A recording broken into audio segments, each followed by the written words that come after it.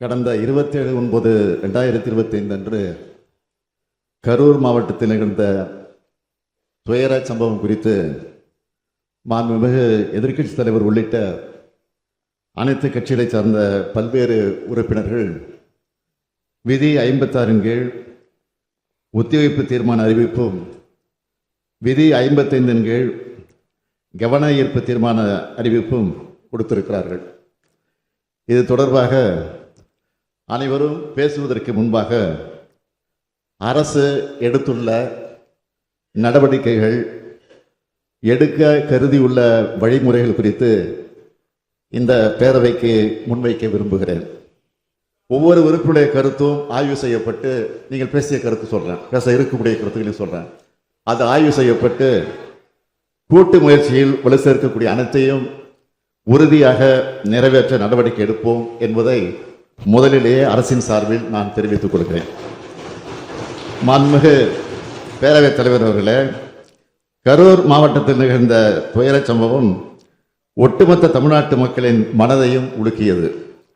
நம் அனைவரையும் பெரும் அதிர்ச்சிக்கும் சோகத்திற்கும் உள்ளாக்கியது. இறந்து போனவர்களுக்கு ஆழ்ந்த அஞ்சலியை நான் செலுத்துகிறேன்.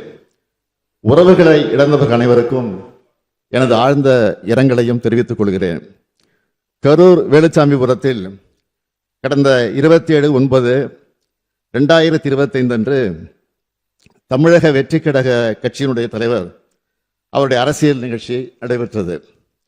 அந்த கட்சியின் கரூர் மேற்கு மாவட்ட செயலாளர் இதற்கான அனுமதியை கோரி பல்வேறு இடங்களில், அவர் அனுமதி கோரிய இடங்களில் போக்குவரத்து நெரிசல் இருக்கும் என்பதாலும் பொதுமக்களுக்கு தொல்லை ஏற்படும் என்பதாலும் பாதுகாப்பு காரணங்களாலும் அனுமதி வழங்கவில்லை. 25/9/2025 காலை லைட் ஹவுஸ் கார்னர் அல்லது உழவர் சந்தை பகுதியில் கூட்டம் நடத்த அனுமதி கோரிய மனுவுக்கும் கூட்ட அளவு, மதிப்பீடு மற்றும் பாதுகாப்பு காரணங்களால் அனுமதி வழங்க இயலவில்லை. பிறகு 29/9/2025 அன்று அக்கட்சியின் கரூர் மேற்கு மாவட்ட செயலாளர் வேலுச்சாமிபுரத்தில் 27/9/2025 அன்று மக்கள் சந்திப்பு நிகழ்ச்சி நடத்த அனுமதி கோரினார். அவர் கொடுத்த மனு ஏற்கப்பட்டு 11 நிபந்தனைகளுடன் அனுமதி வழங்கப்பட்டது. கரூர் நிகழ்ச்சிக்கு தமிழ்நாடு அரசின் காவல்துறையினர் சார்பாக கரூர் மாவட்ட காவல் கண்காணிப்பாளர் தலைமையில் பாதுகாப்பு ஏற்பாடுகள் செய்யப்பட்டிருந்தன. 3 கூடுதல் காவல் கண்காணிப்பாளர்கள், 5 காவல் துணை கண்காணிப்பாளர்கள், 18 ஆய்வாளர்கள், 75 உதவி ஆய்வாளர்கள், ஆயுதப்படை காவலர்கள் உள்ளிட்ட 515 காவலர்கள் கரூர் மாவட்டத்திலிருந்து பாதுகாப்பு பணியில் ஈடுபடுத்தப்பட்டு இருந்தனர். இது மட்டுமின்றி வெளி மாவட்டங்களிலிருந்து 1 காவல் துணை கண்காணிப்பாளர், 2 ஆய்வாளர்கள், 8 உதவி ஆய்வாளர்கள், 60 ஆயுதப்படை காவலர்கள், 20 அதிவிரைவு படை காவலர்கள் என 91 பேர் வரவழைக்கப்பட்டிருந்தனர். அன்றைய தினம் பாதுகாப்பு பணிக்காக அதிகாரிகள் மற்றும் காவலர்கள் என மொத்தம் 606 பேர் ஈடுபடுத்தப்பட்டிருந்தனர். வழங்கப்படும் பாதுகாப்பு காவலர் எண்ணிக்கையை விட அதிகமாகவே வழங்கப்பட்டிருந்தது.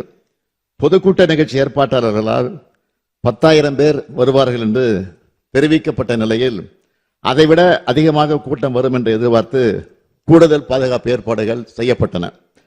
கூட்டம் நடத்த அனுமதி கோரி கொடுத்த கடிதத்தில் மாலை 3 மணி முதல் இரவு 10 மணி வரை என்று குறிப்பிட்டிருந்தார்கள்.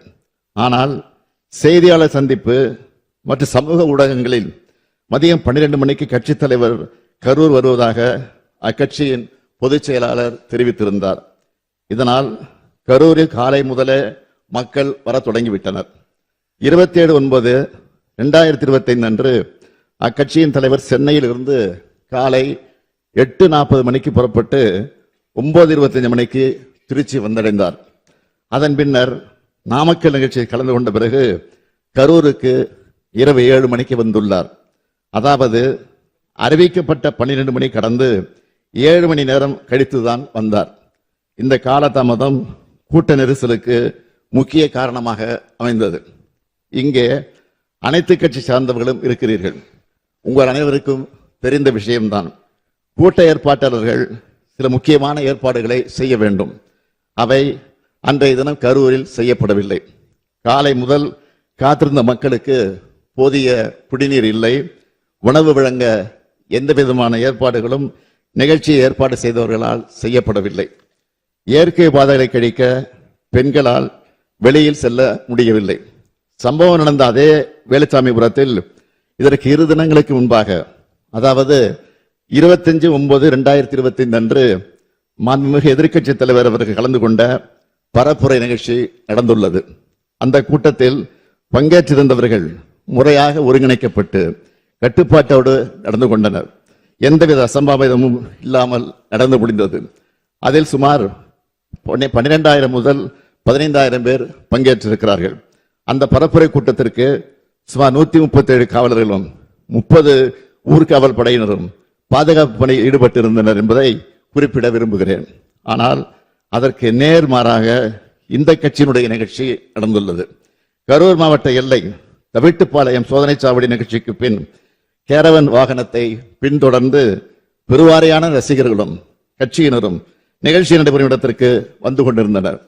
நிகழ்ச்சி நடைபெறும் பகுதியில் கூட்டம் அதிகமாக இருந்ததாலும் பிரச்சார வாகனத்தின் பின்னால் ஏராளமானோர் வந்ததாலும் கரூர் நகர உட்கோட்ட காவல் துணை கண்காணிப்பாளர் அவர்கள் பிரச்சார வாகனத்தில் இருந்த ஏற்பாட்டாளர்களை அக்ஷயா மருத்துவமனை அருகே நிறுத்தி கூட்டத்தில் உரையாற்றுமாறு அறிவுறுத்தி இருக்கிறார்கள். அதற்கு நிகழ்ச்சி ஏற்பாட்டாளர்கள் முன்பே அனுமதிக்கப்பட்ட இடத்தில்தான் பேசுவோம் என்று பிடிவாதமாக தொடர்ந்து முன்னேறி சென்றனர். கரூர் மாவட்ட காவல் கண்காணிப்பாளர் அக்கட்சியினுடைய இணைச் செயலாளரிடம் பலமுறை தொடர்பு கொண்டு பிரச்சார வாகனத்தை நிறுத்துமாறு கேட்டுக்கொண்டும் அவர் தாவேகா கட்சியின் தலைவர் தனது உரையை தொடங்குமாறு கேட்டுக்கொண்டார். காவல்துறையின் வழிமுறைகளை மீறி வாகனம் அக்ஷனா மருத்துவமனையிலிருந்து 30-35 மீட்டர் தூரம் சென்றபோது இருபுறமும் இருந்த கூட்டத்தினரையே இது நிலைகுலைய செய்தது. இதனால் கூட்டத்தில் பல இடங்களில் அலைமோதல் ஏற்பட்டிருக்கிறது. கூட்டத்தில் இருந்த பெண்கள் மற்றும் குழந்தைகள் மத்தியில பீதி, மூச்சு திணறல், மயக்கம் மற்றும் நெரிசல் ஏற்பட்டது. பலரும் கீழே விழுந்து மிதிப்பட்டிருக்கிறார்கள். கூட்டத்தின் ஒரு பகுதியினர் ஜெனரேட்டர் பகுதிக்குள் நுழைந்து தகர கொட்டகையை அகற்றியும் வெளியேற முயற்சி செய்திருக்கிறார்கள்.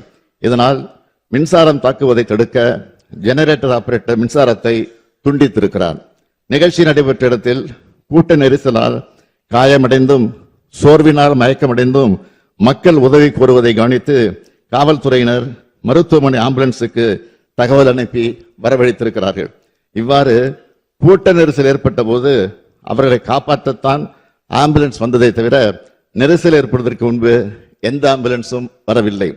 காவல்துறை, தீயணைப்பு மற்றும் மீட்புத் துறையினர் மற்றும் ஆம்புலன்ஸ் மீட்புக் குழுவினர் காயமடைந்தவர்களை மீட்டு அருகில் உள்ள மருத்துவமனைகளுக்கு அனுப்பி வைத்தனர்.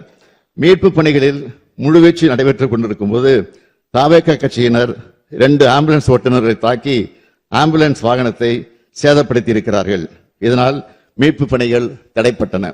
இது தொடர்பாக கரூர் நகர காவல் நிலையத்தில் 2 வழக்குகள் பதிவு செய்யப்பட்டு விசாரணை நடந்து வருகிறது. சம்பந்தப்பட்ட நபர் கரூர் நீதித்துறை நடுவர் முன்பு சரணடைந்திருக்கிறார்.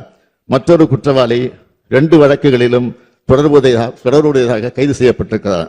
மாண்புமிகு பேரவைத் தலைவர் அவர்களே, கரூரில் தமிழக வெற்றிக் கழக கட்சியின் பரப்புரை கூட்டத்தில் நெரிசல் ஏற்பட்டு மக்கள் இறப்பு ஏற்பட்டுள்ளது என்று தகவல் அறிந்த உடனேயே தமிழ்நாடு அரசு உடனடி நடவடிக்கைகளை மேற்கொண்டது.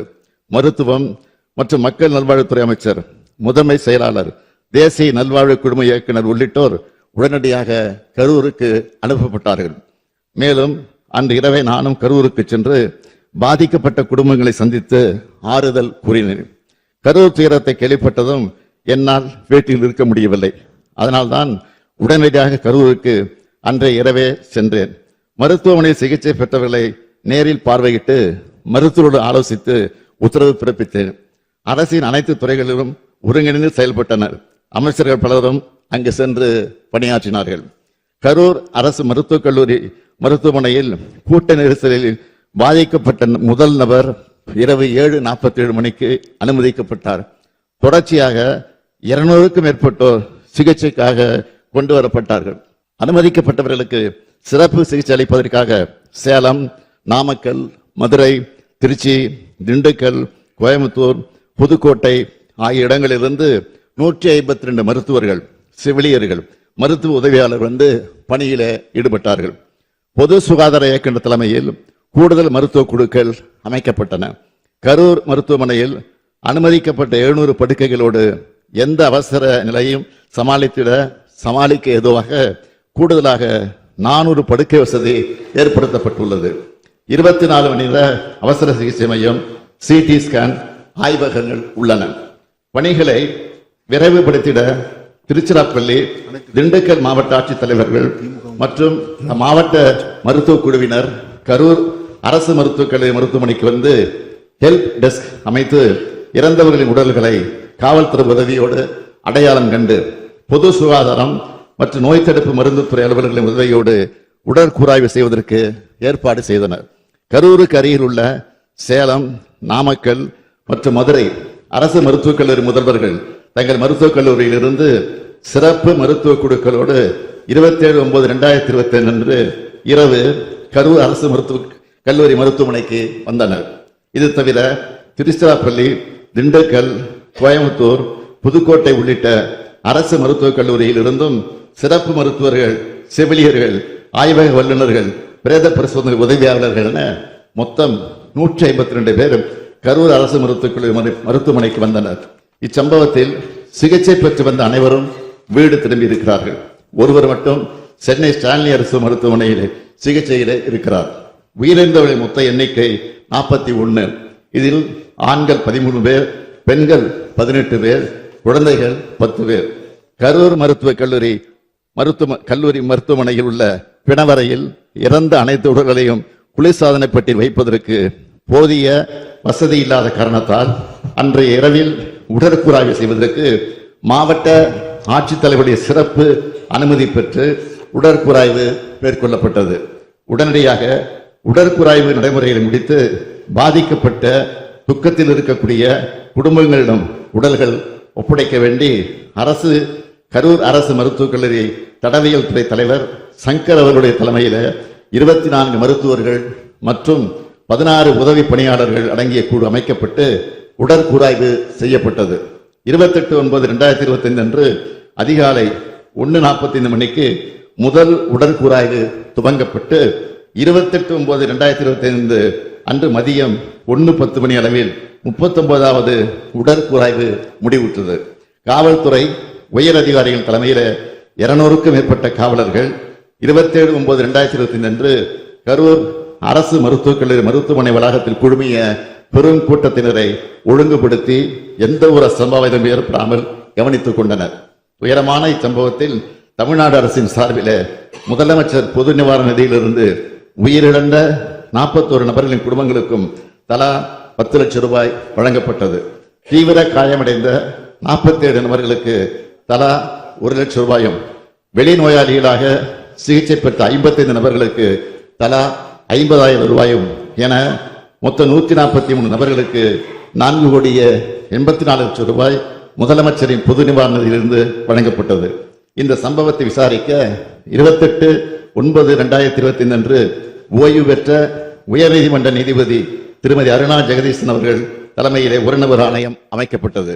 மாண்புமை சென்னை உயர்நீதிமன்றத்தின் உத்தரவுப்படி 3/10/2025 அன்று ஐஜி திரு அஸ்ரா கார்க் IPS அவர்கள் தலைமையில சிறப்பு புலனாய்வு குழு அமைக்கப்பட்டது. தமிழ்நாடு அரசு இந்த சம்பவத்தை சட்டப்படி விரைந்து கையாண்டது. அனுமதி வழங்கல், மருத்துவ உதவி, நிவாரண விநியோகம் அனைத்தும் சரியான முறையில் நடந்தன. இது போன்ற துயரங்கள் எதிர்காலத்தில் நிகழாமல் தடுக்க வழிகாட்டு நெறிமுறைகள் உருவாக்கப்பட்டு வருகிறது. இந்த நிலையில் இச்சம்பவம் குறித்து உச்ச நீதிமன்றத்தில் தொடுக்கப்பட்ட மேல்முறையீட்டு வழக்கில் இவ்வழக்கு CBI விசாரணைக்காக ஒப்படைக்கப்பட இடைக்கால உத்தரவு பிறப்பிக்கப்பட்டுள்ளது. நான் எனது 50 ஆண்டுகால பொது வாழ்க்கையில் எத்தனையோ நிகழ்ச்சிகளை பார்த்திருக்கிறேன், நடத்தியும் இருக்கிறேன். இங்குள்ள அனைத்து அரசியல் இயக்கங்களை சார்ந்தவர்களும் இத்தகைய அனுபவம் கொண்டவர்கள் தான். மாநாடுகள், பொதுக்கூட்டங்கள், ஆர்ப்பாட்டங்கள், போராட்டங்கள் நடத்தும் போது அதற்குரிய சட்டத்திட்டங்களும் நெறிமுறைகளுக்கும் பொது ஒழுக்கங்களுக்கும் கட்டுப்பட்டு நடத்தப்பட்டு வருகின்றன. அப்படித்தான் நடத்த வேண்டும். கட்டுப்பாடுகளை மீறும்போது அதனால் பாதிக்கப்படுவது நிகழ்ச்சிகள் நடத்தும் கட்சியினுடைய தொண்டர்கள் தான், நமது தமிழ்நாடு மக்கள் தான். சமூக வலைத்தளங்களில் தேவையற்ற வதந்திகள் பரவிய போது அதற்கு முற்றுப்புள்ளி வைக்க வீடியோ மூலமாக எந்த அரசியல் கட்சி தலைவரும் தன் கட்சி தொண்டர்களும் அப்பாவி பொதுமக்களும் இறப்பதை விரும்ப மாட்டார்கள் என்றுதான் நான் குறிப்பிட்டேன். இறந்தவர்கள் நமது உறவுகள் என்பதை மனதில் வைத்து அனைவரும் செயல்பட வேண்டும் என்று கேட்டுக்கொண்டேன். அது மட்டுமன்றி அரசின் உயர் அலுவலர்கள், காவல்துறையினுடைய உயர் அலுவலர்கள் செய்தியாளர்களை சந்தித்து உண்மை நிலையை வீடியோக்களோடு ஆதாரத்தோடு தெளிவுபடுத்தினார்கள். மருத்துவமனை அனுமதிக்கப்பட்ட அனைவரையும் காத்தது நமது அரசு, அனைவருக்கும் உரிய சிகிச்சை அளித்தது நமது அரசு. உச்சநீதிமன்றம் இந்த விவகாரத்தில் இடைக்கால உத்தரவு பிறப்பித்துள்ளது. இறுதி தீர்ப்பின் அடிப்படையில் அரசு செயல்படும் என்பதை உறுதியோடு நான் இங்கே சொல்லுகிறேன். அதே நேரத்தில் இது போன்ற துயர சம்பவங்கள் இனி நடக்கக்கூடாத இந்த உறுதியை அனைத்து அரசியல் இயக்கங்களும் பொது அமைப்புகளும் எடுக்க வேண்டும். அனைத்தையும் விட மக்களின் உயிரே முக்கியம், மக்களின் உயிரை விலை மதிப்பற்றது. இதை மனதில் வைத்து செயல்பட வேண்டும் என்று கேட்டு அமைகிறேன். வணக்கம்.